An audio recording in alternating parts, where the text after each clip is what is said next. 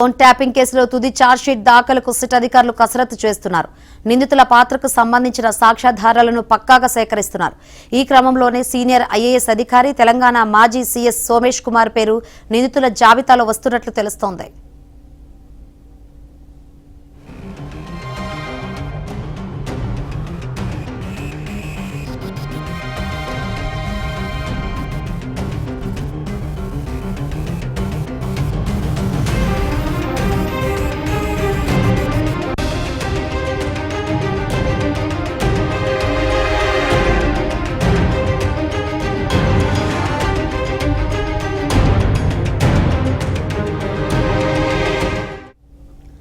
ప్రభాకర్ రావును ఎస్ఐబీలో ఓఎస్డీగా తీసుకోవాలని సిఫార్సు చేస్తూ నాటి డీజీపీ ప్రభుత్వానికి ప్రతిపాదన పంపారు.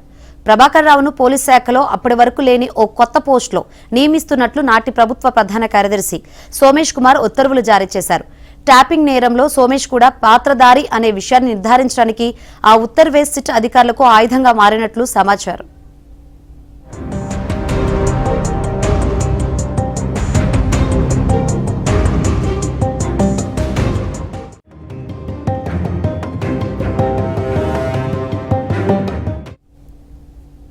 ఐపీఎస్ అధికారుల క్యాడర్ రూల్స్ ప్రకారం పదవీ విరమణ తర్వాత కేవలం 3 నెలల కాలం పాటు తాత్కాలిక పద్ధతిలో వారికి పోస్టింగ్ ఇవ్వచ్చు.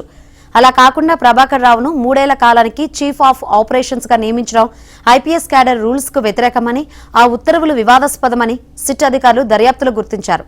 డీజీపీ ఇచ్చిన నోట్ను మార్చేసి ఉత్తర్వులు జారీ చేయడం నేరం కిందకే వస్తుందని దర్యాప్తు అధికారులు చెబుతున్నారు.